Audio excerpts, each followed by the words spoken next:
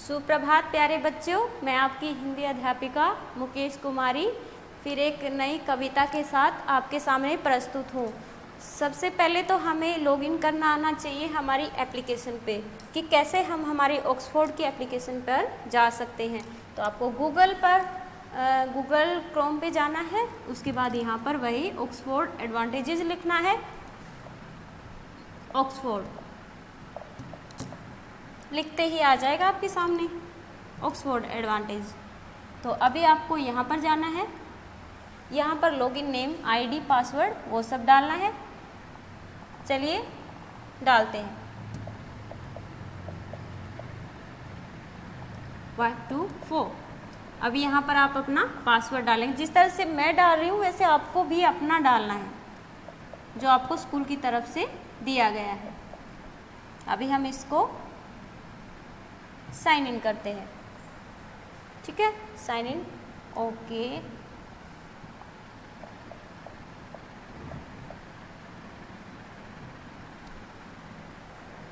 Time लग रहा है।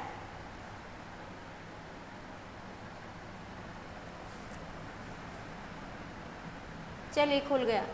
अभी देखिए यहाँ पर क्लास लिखना है, जिस भी क्लास में आप पढ़ते हैं। 3rd class Hindi.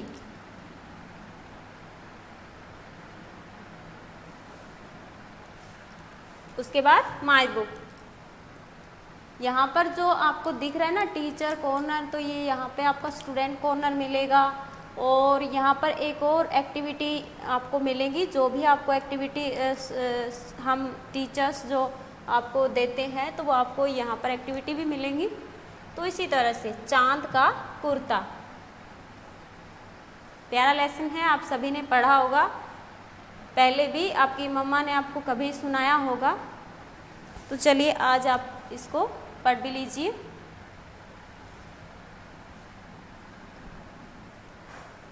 चांद का कुर्ता, देखिए आपकी स्क्रीन पे आपको दिखाई दे रहा है चांद का कुर्ता। यहाँ पर कुछ शब्द दिए गए हैं। हठ करना मतलब जिद करना, जिंगोला मतलब कि कुर्ता। ठीक है, जाड़ा, सर्दी के मौसम को जाड़ा बोलते हैं।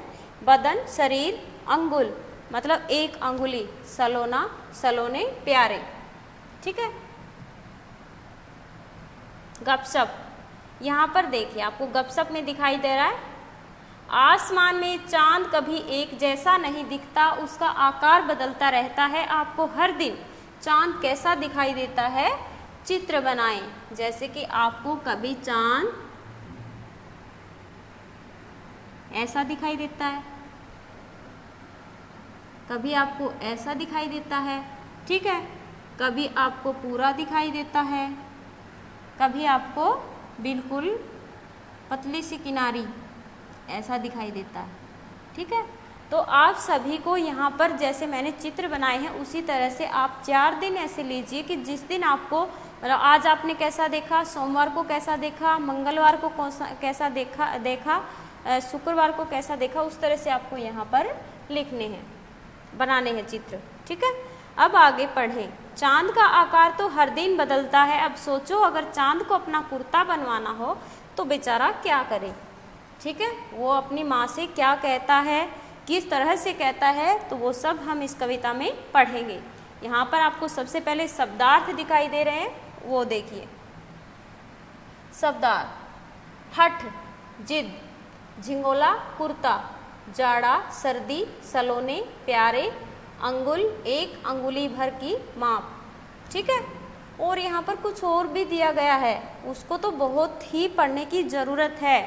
ठीक है, कि चांद पर जाना संभव है या नहीं है, वो आपको इसमें पढ़ के पता चल जाएगा।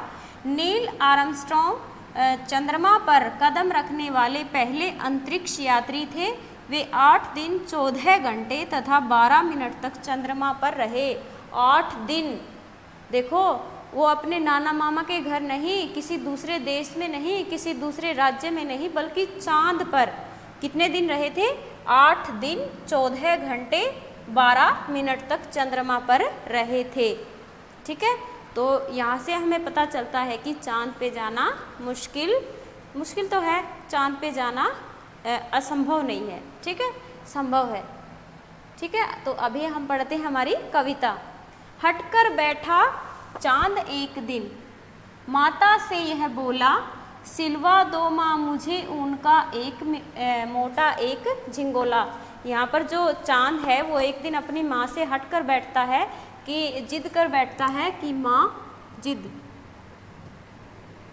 जिद करता है कि माँ मुझे एक ऊन का मोटा सा झिंगोला सिलवा दो। झिंगोला मतलब कुर्ता सिलवा दो। सन चलती हवा रात भर जाड़े से मरता हूँ, ठिठुर ठिठुर कर किसी तरह यात्रा पूरी करता हूँ। ठीक है, कि चांद हमारी पृथ्वी के चारों ओर घूमता रहता है, तो वो क्या कहता है कि सन की हवा बिल्कुल ठंडी रात भर चलती रहती है। जाड़े का अर्थ है सर्दी का मौसम, कि मैं सर्दी में ठंड से मर जाता हूँ। ठिठुर ठिठुर कर किसी तरह, मतलब ठिठुरना क्या होता है, कंपकपाना, कंपकपाते हुए मैं अपनी यात्रा रात भर पूरी करता हूँ। आसमान का सफ़र और यह मौसम है जाड़े का मतलब सर्दी का। ठीक है, कि रात भर, एक तो रात भर सफ़र करता हूँ आसमान में, और मौसम भी सर्दी का है। न हो अगर तो ला दो कुर्ता ही कोई भाड़े का, कि माँ कोई किराए का ही कुर्ता ला दो। भाड़े का अर्थ होता है किराया, कि अगर आपके पास कुर्ता नहीं लाया जाता तो मुझे कोई भाड़े का ही कुर्ता ला के दे दो। बच्चे की सुन बात कहा माता ने, अरे सलोने कुशल करे भगवान लगे मत तुझको जादू टोने।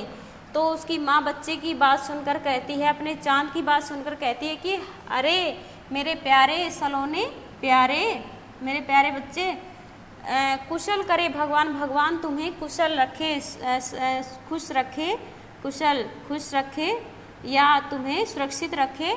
लगे मत तुझको जादू टोने, की तुझ पर किसी जादू टोने का कोई असर ना हो, कि कोई तुझे जादू टोने से कोई तुझ पर जादू टोना ना करे। जाड़े की तो बात ठीक है पर मैं तो डरती हूँ, एक नाप में कभी नहीं तुझको देखा करती हूँ।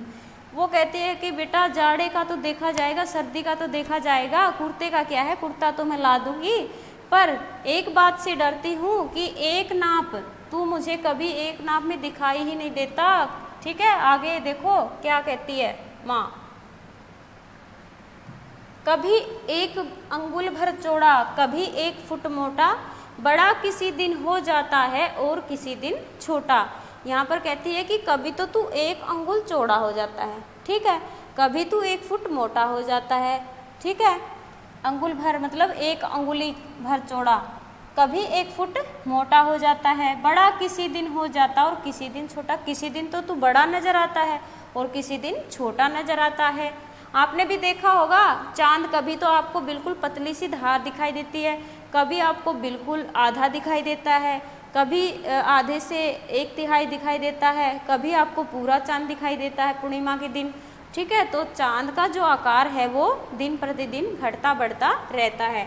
ठीक है, घटता बढ़ता रोज किसी दिन ऐसा भी करता है, नहीं किसी की भी आंखों को दिखलाई पड़ता है। कि घटता बढ़ता तो है ही, लेकिन एक दिन ऐसा भी होता है कि तू किसी को दिखाई नहीं देता है। ठीक है, अब तू ही ये बता, नाप तेरा किस रोज लिवाएं, कि मैं किस दिन तेरा नाप लूँ। सीधे एक झिंगोला तो हर रोज बदन में आए, कि मुझे तो ऐसा नाप लेना पड़ेगा, कि ऐसा झिंगोला सिलवाना पड़ेगा जो तुझे हर रोज तेरे शरीर के अंदर आए, तू हर रोज उसको पहन सके। ठीक है, चाहे तू जैसे भी आकार का हो। ठीक है, तो यहाँ पर बच्चे की भी परेशानी है और माँ की भी परेशानी है। ठीक है, बच्चा कहता है कि मेरा झिंगोला सिलवा दो, माँ को उसका नाप ही समझ नहीं आता, कि कभी वो छोटा दिखाई देता है, कभी बड़ा दिखाई देता है। ठीक है, तो आपके बच्चों, आपके मन में भी प्रश्न उठता होगा कि चांद ऐसा क्यों कह रहा है, किस लिए कह रहा है कि वो उसकी माँ कि तू कभी बड़ा छोटा, आप तो ऐसे नहीं दिखते हो, अभी तो आप ऐसे हो जैसे अभी दिखाई दे रहे हो। ठीक है, लेकिन आगे आप ऐसे कैसे कभी तो आप मतलब अभी तो जितने हो, थोड़े दिन बाद आपकी वृद्धि होती है, आपका आकार बढ़ता है। तो लेकिन चांद तो ऐसा है कि 15 दिन उसका आकार बढ़ता रहता है, फिर कभी छोटा कभी बड़ा, कभी तो वो बिल्कुल दिखाई नहीं देता। ठीक है, कभी बड़े से छोटा छोटा होता चला जाता है, कभी बड़े से छोटा, कभी छोटे से बड़ा। इस तरह से चांद का आकार बढ़ता रहता है, घटता रहता है। ठीक है, क्या चंद्रमा सही में बढ़ता घटता रहता है? हाँ, वो तो हम अपनी आंखों से भी देखते हैं कि चंद्रमा जरूर घटता बढ़ता है। अगर मैं चांद पर जाऊं तो मैं वहां से क्या लेकर आऊँगा? क्या जो आपको चीज़ वहाँ दिखाई देगी, जो आपको वहाँ मिलेगा, मिट्टी मिलेगी या फिर वहाँ पर आपको पत्थर वगैरह जो भी दिखाई देंगे आप वो वहाँ से लेकर आएंगे। चलिए आगे, यहाँ पर आपको कुछ प्रश्न दिखाई दे रहे हैं। इन प्रश्नों की आपको एक PDF बना के भेज दी जाएगी, आप उसमें से प्रश्नों के उत्तर जान सकते हैं। ठीक है, फिर भी मैं एक बार आपको पढ़ के बता देती हूँ। अगर चांद की जगह सूरज अपनी माँ से कुर्ता सिलवाने की जिद करता तो उसकी माँ क्या उत्तर देती? उसकी माँ तो कहती, बेटा तेरा किस धातु का सिलवाऊँ, जो जिस धातु को तू पिघला ना सके, किस धातु का तुझे कुर्ता सिलवाऊँ? वो तो सीधा यही कहती। ठीक है, आगे, यह कविता पढ़ते समय आपके मन में कैसे विचार उठ रहे थे?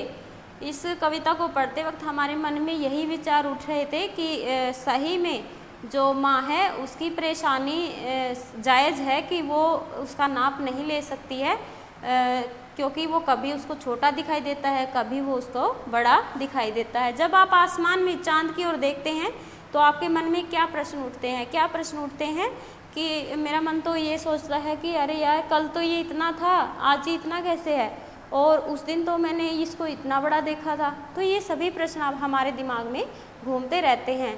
ठीक है, इस कविता को संवाद के रूप में लिखें। इस कविता को आप संवाद के रूप में लिख सकते हो।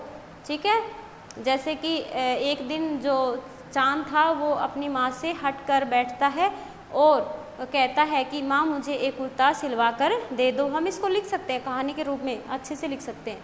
कभी एक अंगुल भर चौड़ा, कभी 1 फुट मोटा, बड़ा किसी दिन हो जाता और किसी दिन छोटा। इन पंक्तियों की सप्रसंग व्याख्या करें। यहाँ पर सप्रसंग व्याख्या करनी है। पहले प्रसंग लिखा जाता है, उसके बाद इसका सरलार्थ लिखा जाता है कि प्रस्तुत पंक्तियाँ हमारे हिंदी की पाठमाला से, हिंदी की पाठ्य पुस्तक पाठमाला से ली गई है। ठीक है, इस कविता का नाम चांद का कुर्ता है और इसमें चांद अपनी माँ से जिद कर रहा होता है कि उसका कुर्ता सिलवा कर दे दे। ठीक है, तो फिर माँ क्या कहती है? सरलार्थ इसका क्या आएगा कि कभी माँ कहती है कि कभी तू 1 अंगुल भर चौड़ा नज़र आता है, कभी 1 फुट मोटा नज़र आता है, किसी दिन बड़ा हो जाता है और किसी दिन तू छोटा हो जाता है। तो कौन सा ऐसा दिन है जब मैं तेरा नाप ठीक से ले सकूं? ठीक है, ठंड से बचने के लिए कुर्ता सिलवाने के अलावा आप चंदा को और क्या क्या करने की सलाह देंगे? क्या देंगे? वही कि कोई शॉल ओढ़ लो या फिर कोई ऐसा कंबल ले लो जिससे तुम्हें सर्दी ना लगे, कुर्ता ही ना सही, तुम्हें कोई गर्म चीज़ ऐसे मिले तो आप उसको लो। ठीक है, ये देखिए, लिंग शब्द बदल कर लिखें। यहाँ पर लिंग बदलो, आप पढ़ चुके हो, समझते हो। पिताजी का क्या आएगा? माताजी। लड़का, लड़की। लेखक, लेखिका। ठीक है, धोबी, धोबिन। सुनार, सुनारी। ठीक है बच्चों, ये हमारे हुए लिंग बदलो। आप भी इसी तरह आपको अपनी किताब के अंदर लिखना है। ठीक है, यहाँ पर पर्यायवाची और विलोम शब्द लिखें, मतलब निम्न शब्दों के पर्याय। दिन का पर्यायवाची आपको लिखना है। ठीक है, और इसके विलोम शब्द भी, दिन का विलोम शब्द रात होगा और इसका पर्यायवाची दिन, दिवस। ठीक है, इस तरह से। और अच्छा, बुरा, इसका विलोम होगा अच्छा। इसके पर्यायवाची भी लिखने हैं, नवीन, नया, नवल। ठीक है, और आदर, सत्कार, इज्जत, सम्मान, एकता, संगठन। इस तरह से इनके आपको पर्यायवाची भी लिखने हैं और इनके विलोम शब्द भी लिखने हैं। ठीक है, बिल्कुल साफ लिखाई में इस तरह से भरना है। दिन, रात, अच्छा, बुरा, नवीन, नया, नहीं, यहाँ पे नवीन,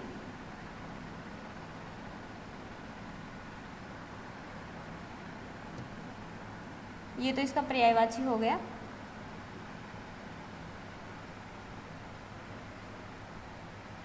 प्राचीन,